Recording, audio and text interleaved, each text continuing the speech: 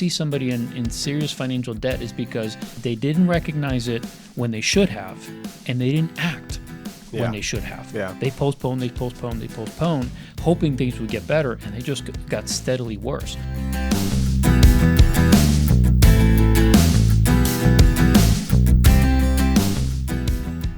In this episode of Getting Money Right, we're talking about what happens when you can't make your minimum payments. When you start to get so upside down on your debts that you're using your food money to pay your credit card bills. When you realize that you're stuck in a cycle that you can't break out of and you're wondering, should I just stop paying all my creditors altogether? Is there even a fair way to pay some creditors and not others? Or who should I stop paying first? You have all these questions, all these worries, all these fears. Should you be calling the creditors, letting them know you can't pay? Or should you just turn your phone off and hide? Are there tools out there to help you through this process? That's what Leo and I want to talk about in today's episode of Getting Money Right. Yeah, what we're talking about is really financial bondage. And unfortunately, many of us have either experienced it or will experience it. So what we want to do is unpack this thing and really talk about it in a very practical way. Because whether you are experiencing financial bondage right now or you've experienced it in the past, we want to give you some language, some processes that you can walk through to be able to get out of it. Financial bondage is something that you can overcome, and we want to talk about it and help you to do that. Yeah, you're feeling this financial stress and you're juggling bills that are due with the timing of your paycheck. You're wondering, am I going to get my paycheck on the 30th or the 31st? Or what happens if it's delayed till Monday and now I've got some extra days in there? I mean, you're at the place where every single day matters. Your credit cards are piling up. The difficulty of making that minimum payment, it becomes overwhelming. You're starting to get to the place where emotionally the battle is stronger than you're ready for. And we want to encourage you. We want to push back in and say, no, you are strong enough. You do have the ability, and we're going to give you some tools and some language to get there. So have you been at that place where you're making credit card payments and you're just barely hitting the minimums? Your balance is still growing even though you're paying the minimums. And as that's happening, you're beginning to see the spiral go further and further. You're so upside down that now you can't make those minimum payments. Leo, what do you begin to do? Yeah, the tough thing about getting in a situation like that is that it seems to be almost like there's nothing you can do, right? I mean, like you said, sometimes the payment is due on the 15th, and you're not going to get your check until the 14th, and you're hoping that you'll be able to clear that, right? I mean, you're playing with the bills, and it's almost like what I like to call bill roulette. It's like, am I going to be able to make this thing work out, where it's gonna help me to pay the payment on time and avoid another fee, right? Because every time you're late, is another ding on your credit. It's also another fee that you're paying. $35 or more now is what you're charged for a late fee.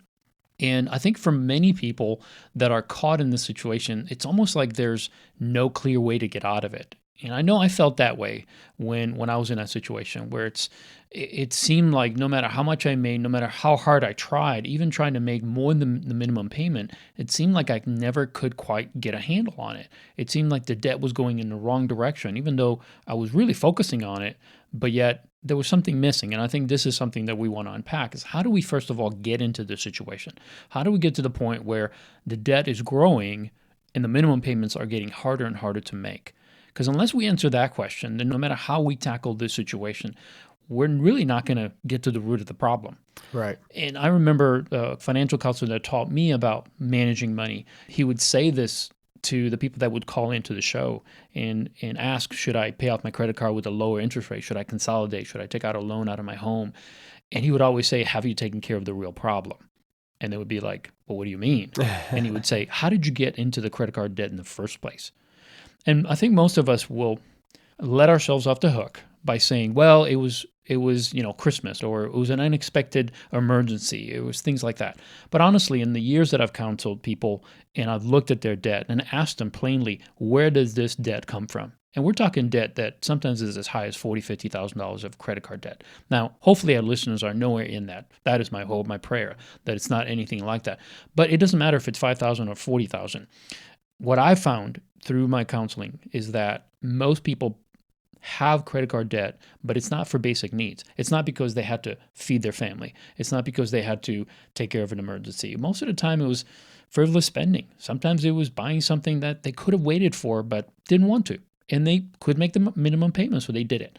And unfortunately, when we do that, it takes a portion of our income and makes it harder for us to meet our basic needs. And then that just gets worse because every time we want to spend money on something that we want or something we need to spend on, and we don't have that margin, then we end up using the credit cards. Yeah, what I see happen is people, it's not that they don't think they're being frivolous in their spending, but they have a little bit of money in their checking account and it's the end of the month and they think, okay, I've got an extra $200 this month, so I'm going to go out and buy something nice. I'm going to go out for dinner. I'm going to go to the movies. I'm going to buy Seems some new logical. clothes. Right. There's money in the account, so I'm just going to spend it. Well, really, that money should have been saved for the new tires that are going to be needed 2 months from now, Mm-hmm. or it should have been saved for the doctor's visits that's going to come up. And so what happens is people will utilize that little bit of margin left at the end of the month, not thinking about other things that should have been in their budget from the beginning. That's the key word, though, right? I mean, if they had a budget that specifically outlined every expense that they had, not just this month, not just next month, but every month of the year, Right. and every expense. And I know sometimes when we say that to some people, that may seem like it's too much detail. But in all honesty, when you think about it, if let's say I just bought a vehicle and it needs new tires, or the Right. car I own right now needs tires, and I know that it's starting to get to the point where I'm unsafe on the road with the Right. tires that I have. Now, I may not have the money to buy them right now, but maybe 5 months from now I can. Maybe I can get through the summer. And when the fall and winter comes, I need to have those better tires. So now I've got 4 or 5 months to get about $400 to $500 to replace tires on my car. Right. So at least that gives me some room. Well, I can do that with every expense. I can look at every expense and say, okay, what expense do I have 6 months from now? Mm-hmm. When is my inspection on my car due? When are my tags due? All of those things, we know what the cost is, or at least we can determine pretty closely what that cost is going to be. Right. And we can work backwards and say, okay, if I need $50 in the next 4 months, then I would put $12.50 per month until I have that $50.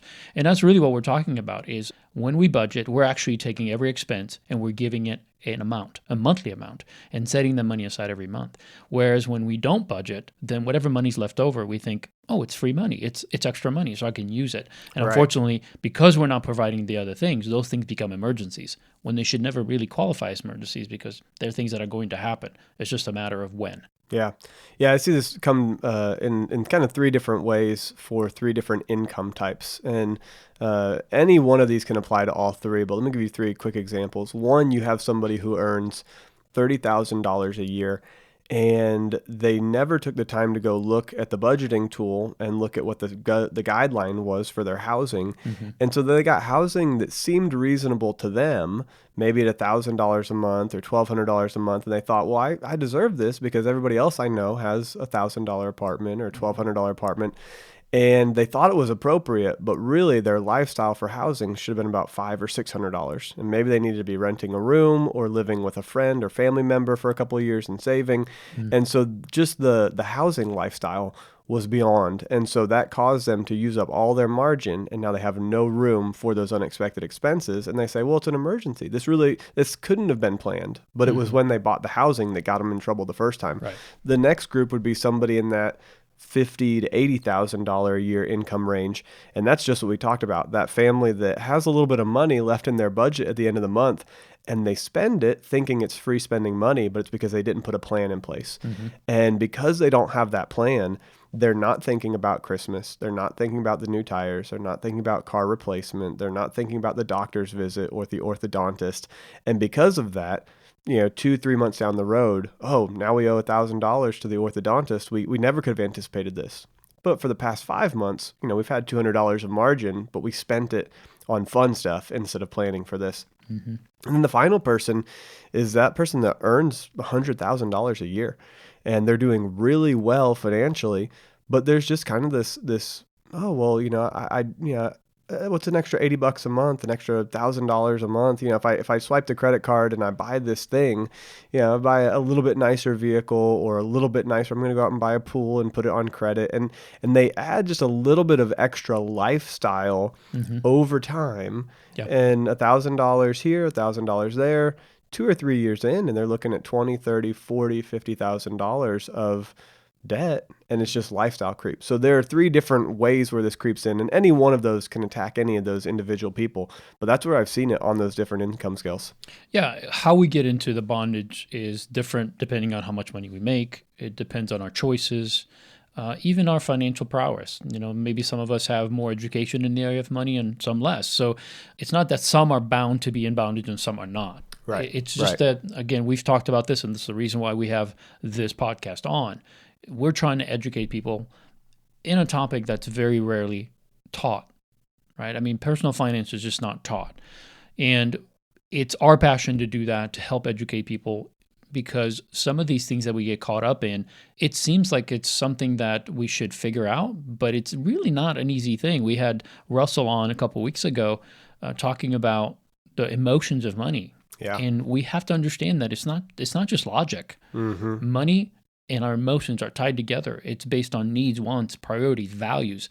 And so we're going to spend based on the things that we want to make our life happy, fulfilled.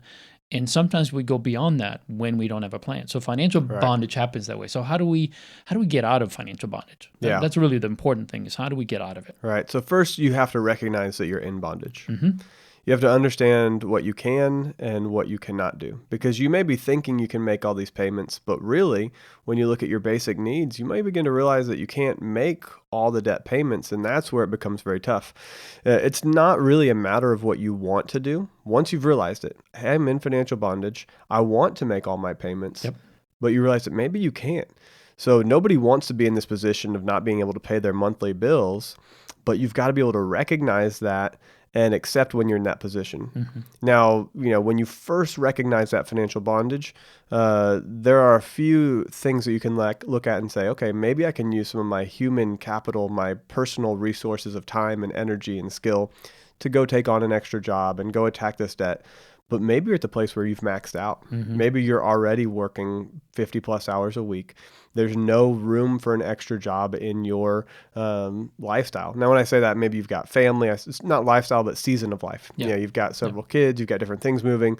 And so it's tough. Or maybe you're a single parent. And so, you can work during the workday and put kids in daycare. But at night, you've got to be home. There are different technicalities here that'll come out. But it's good to go get that extra work. But sometimes you're going to find you've exhausted even that option. Mm-hmm. And that's what we're talking about, where you've exhausted all the options and you've begun to lower your lifestyle, but you can't get your lifestyle much lower. And now you're saying, okay, what do? I recognize I'm in financial bondage. I recognize I want to make the payments, but I can't make the payments. So what's next? Yeah. The next thing would be obviously to stop the financial bleeding.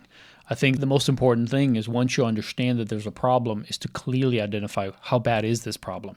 If you think about finances and debt as an injury.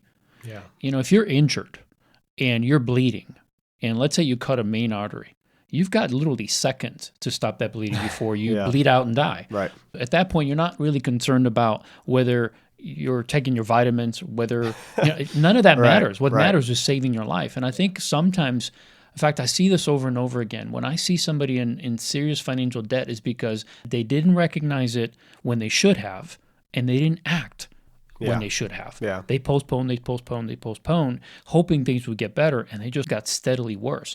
So the most important part about this is to stop. You just have to stop and begin to control the situation rather than letting the situation control you.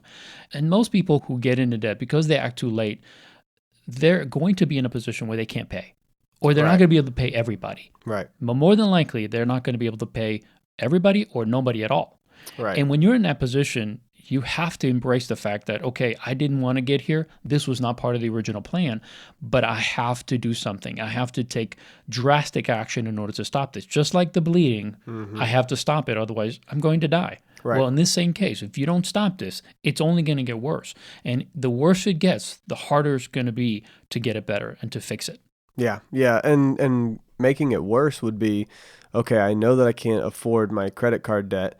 And so I'm going to use some of my monthly paycheck to pay the minimum while I go get another credit card to pay my living expenses. Yeah. And then, okay, now I've maxed out that credit card. So I'm a little nervous. Now I'm going to go borrow money from a family member. and I'm going to use the borrowed money to pay my living expenses and my paycheck just to pay the minimums, and kind of just keep floating. Like you're just floating along, but you're floating further and further down river. Yeah. And this is when you've hit the artery. All of a sudden you're going in the wrong direction really fast. Really fast. And that's a scary place to be. Yeah.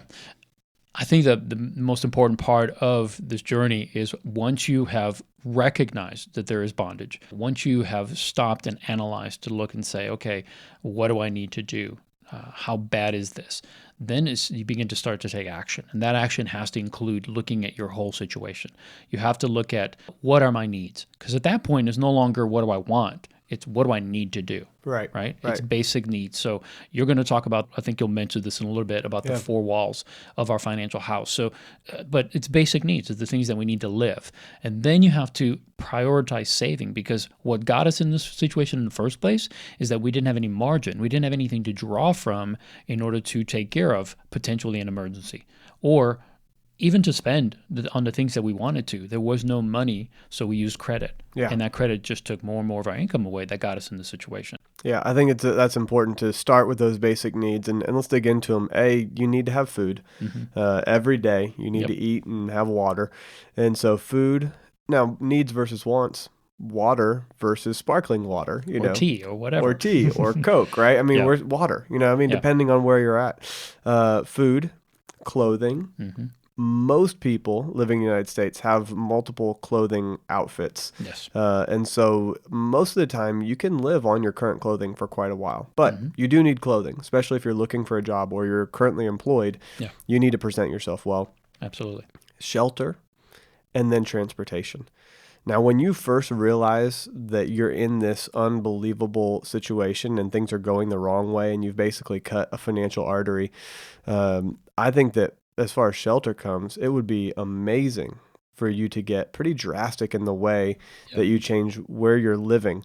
This is an incredible time to utilize your network. And hopefully you've maintained healthy relationships, or you're working on maintaining healthy relationships and getting yourself personally healthy. And I don't mean physically healthy, but emotionally healthy, to where when you go to your friends for help, they want to help you.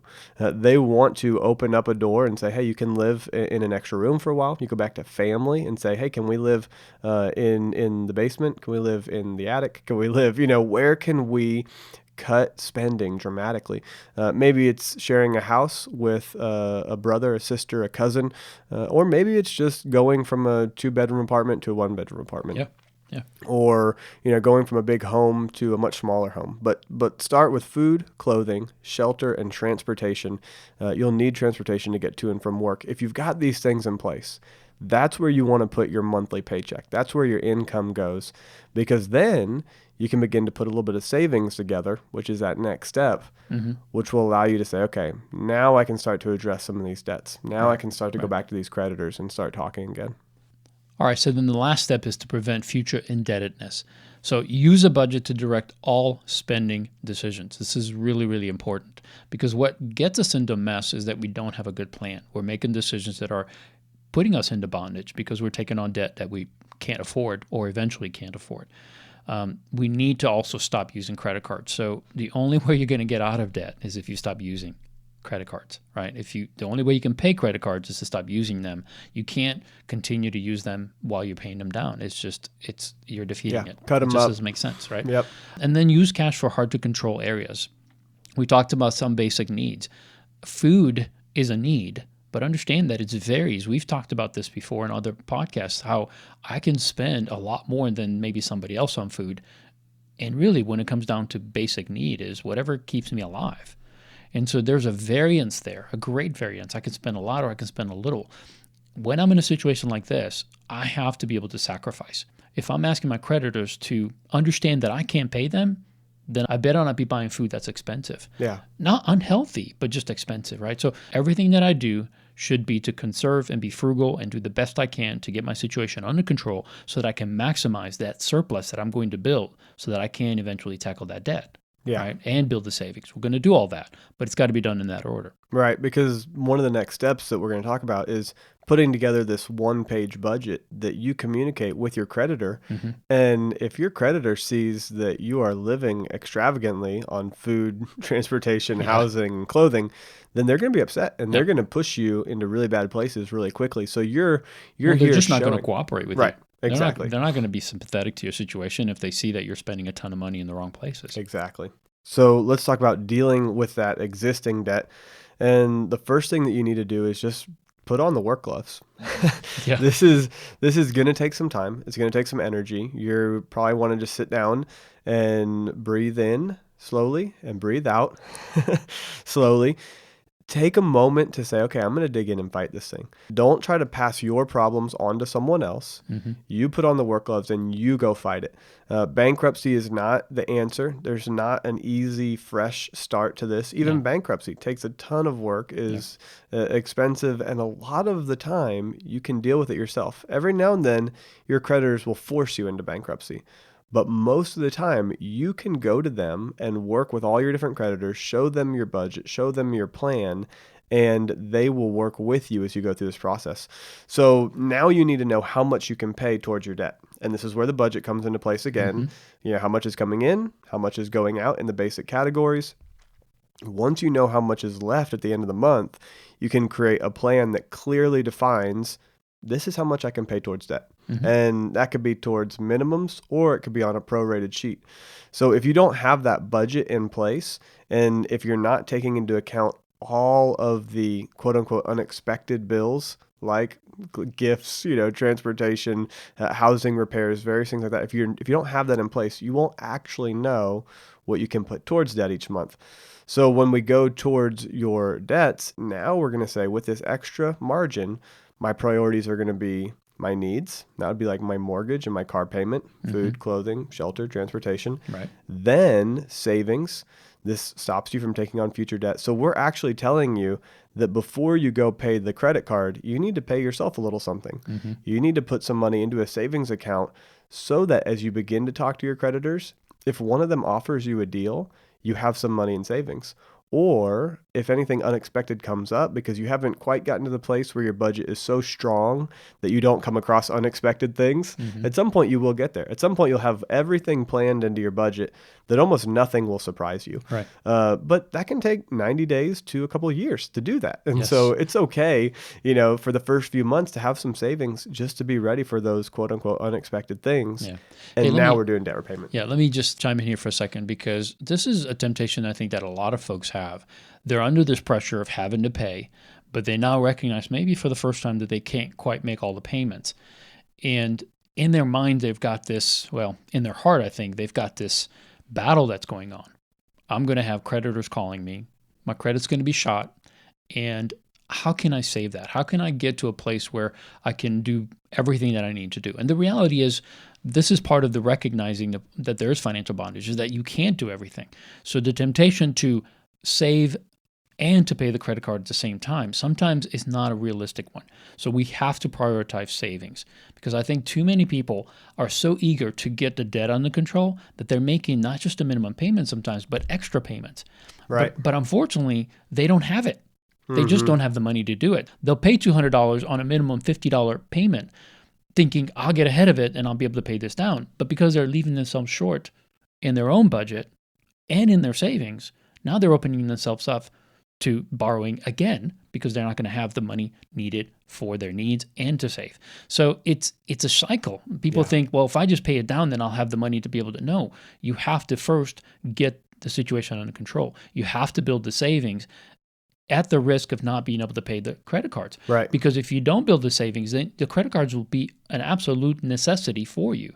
And you have to eliminate that. Right. That's the only way you'll get out of it. Yeah, I've seen that several times where the person, they were making their minimum payments and they had a little bit extra and they said, oh, this is perfect. I'll get ahead now. But they don't actually get ahead.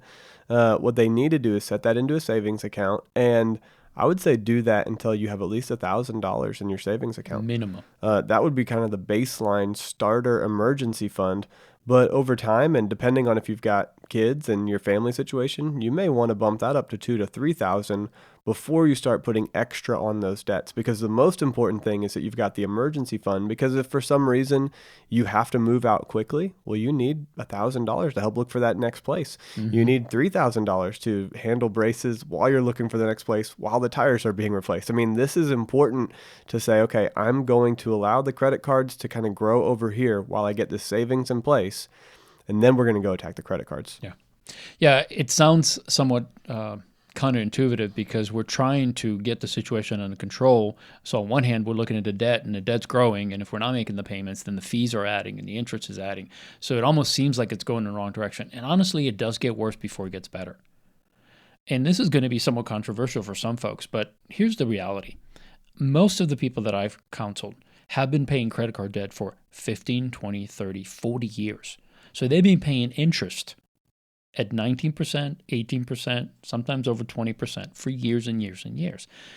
And it's not because they don't want to pay, but they are in a position where they cannot pay anymore the minimum payment. So if they can't do it, rather than trying to continue to satisfy the credit card company, let's just realize that we've already been funding a lot of their growth and a lot of their profit.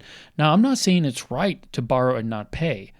But when you're in a situation when you don't have another option, there's no money, there's no ability to work extra, I think you should do those things if you can. But when you are running out of those options, then you have to say, I'm not going to pay until I can pay. And then at that point, folks, is when you start to negotiate. You start to talk to them and saying, hey, you know what? For 30 years, I paid on time, every time, and I paid thousands and thousands of dollars in interest. And now for the first time in my life, I'm in a situation I can't pay. So I need you to help me. And if you won't work with me, then you're just going to have to deal with me not paying you until you're ready to work with me. And I honestly, I mean, as hard as some people may find this to believe, I think you have to get that tough with them and with yourself so that you can get out of this thing. Otherwise, you'll be in bondage for the rest of your life. And I would hate to see anybody in that situation for the rest of their lives. Yeah, absolutely. The first thing you want to do is see if you can lower your lifestyle to build the margin in you need. The next thing you want to do is see if you can raise your income to attack the debt faster. But when you've raised your income to the max and you've lowered your lifestyle to the max, you can come to the place, and I've seen it happen, where you can't afford all the debt payments. And now you've got to begin to say, okay, I'm going to build my emergency fund. And I'm going to stop paying the creditors, and they're going to get upset. They're going to get mad. They're going to scream. And now it's time for you to be proactive and begin to call them. And you say, okay, hey, I want to let you know I'm not going to be able to make my payment this month. Here's my budget. Do a simple one-page budget. Would you be able to lower my credit card interest rate? I mean, the first thing you want to do is really see if they'll lower your interest rate, if they'll work with you on a payment plan. But there is a place where even that will not help you. So you get to the place and you say, okay, I'm going to create a pro-rated sheet. Let's say that you have $300 left over at the end of the month. For the first 4 months, you put that $300 into a savings account. Now you've got $1,200 in savings. Next month, you go and you say, okay, I could add this $300 to, or I could use this $300 to pay all my minimums, but my minimums are $700. And so you can't even make all the minimum payments. Well, I would go to leosabo.com, go to the resources tab and download the create a budget, or not the create a budget, but the actual debt reduction plan tool. And so that debt payoff plan on the front page, you can list all your debts smallest to largest. You're going to want to do that so you have the list and it's easy to go off the list. From there, the second tab has a prorated debt sheet, and you can plug in the amount that you owe each creditor. And then you can say, I have $300 to go towards all of these creditors. What is an equal percentage based on the amount I owe each creditor? And it'll break it down and make an equivalent payment to each one. And you can print that off along with your budget, mail it to them, and say, look, I'm doing everything I can. Right. And these days, you may even be able to email it to them and save yourself some postage. Yeah, I mean, what you're doing is you're saying, I am doing the best I can with what I have, and you're being forthright. You're going to them rather than running away from them, and you're communicating that your desire is to pay them off, but you just have limited resources right now, and you're doing the best you can. So when you take that $300 to try to satisfy $700 minimum, well, you're not going to be able to do it. But what you can do is you can say, okay, if 50% of my debt goes to Chase, then 50% of that 300 is going to go to Chase. and then the rest of them are going to all get a percentage of what I have available. And when your income goes up and when you make more money, then you just put more money toward that payment. And if you do that, sure, I mean, you're still not making the minimum payments. We understand that. But you're being proactive, you're communicating with your creditors, and there's not much they can do really when you're being that cooperative. And they have two options here. They can either understand, work with you, maybe forgive some of the debt, maybe reduce some of the fees, or they can just play hardball and can write off the debt, send you to collector, and eventually end up with pennies on the dollar. Because that's what's going to happen. Eventually, if they don't want to work with you and you don't pay them, they're not going to get paid. They're going to have to write that off, and you're going to have to deal with it later. Right. And you're going to pay less than the original amount. Right. Yeah, the credit card is what's called an unsecured loan. They don't have anything securing their payment. On a mortgage, the home secures the payment. If you can't make your mortgage payments, then the bank will take your home away and they'll use that to pay your payments and they'll take your house away. So it's secured by your home. But with a credit card, it's unsecured. There's nothing backing up that's promising that they're going to get their money other than your name. I mean, you signed the card and you promised. But let's say you get to the place where you can't make these payments. Now they have two options. One, they sell it to a collections company for literally pennies on the dollar, 10%, 5% of what the original amount was, or they take you to court. And taking you to court has court fees, and taking you to court is a legal battle, and it's frustrating, and it takes time, and there's attorneys involved. And so they don't have a great option most of the time. Now, if you owe, 20, 30, 40 grand on a single credit card, there's a chance they may take you to court. But most of the time, they're going to want to work with you as much as possible for as long as possible. And over a long period of time, if you're unable to pay, then you can come back and say, look, I've been able to scratch together a little bit of cash. I owe 10 other credit card companies. If you will reduce the amount I owe you, I'll pay you off today. If you will, paid in full, give me a written letter that says, we'll take $1,000 for the $5,000 bill, paid in full, settled, paid up front, then all of a sudden they may be interested in negotiating with you because they don't want to send it to collection and they don't want to take it into a legal battle. Doesn't mean they can't, but it's a lot of extra work for them. Let me give you a quick recap of what you're going to do. First, you're going to go to leosabo.com, go to the resources tab, and click on the debt payoff plan. You're going to list all of your debts, smallest to largest, because you need to know who you owe, how much you owe, and if you can't afford the minimum monthly payments, you're going to go to that second tab, and that tab has the prorated sheet, and I've got it open here, and you could put in maybe you owe $10,000 to one creditor, $5,000 to another, $1,000 to another. It'll tell you what percent of your total debt you owe and how much, if you've got $500 left over at the end of the month, how much you can put towards each one of those. So it's going to be a super helpful tool. Now you know how much you owe to who you owe. Then you use it to create a budget tool. And you make sure that you know exactly what your income is and exactly what your outgo is.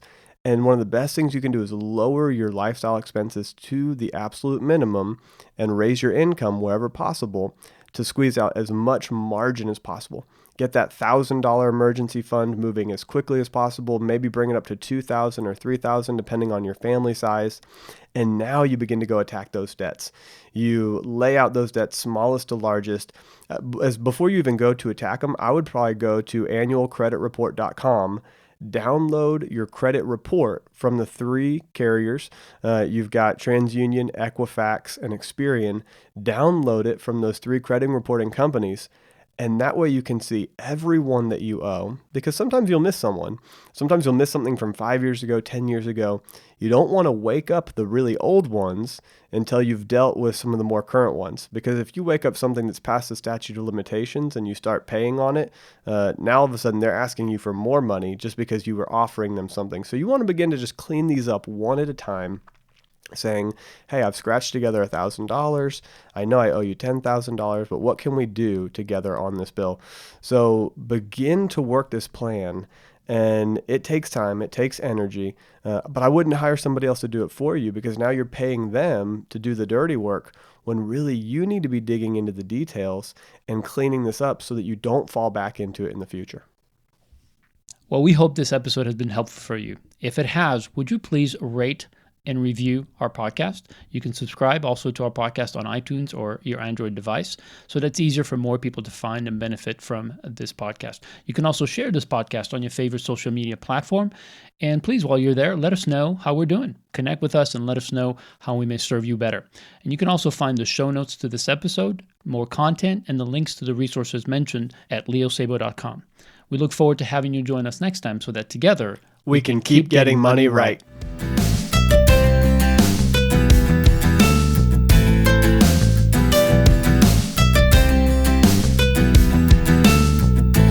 Don't try to pass your problems on to someone else. You put on the work gloves and you go fight it. Bankruptcy is not the answer. There's not an easy, fresh start to this.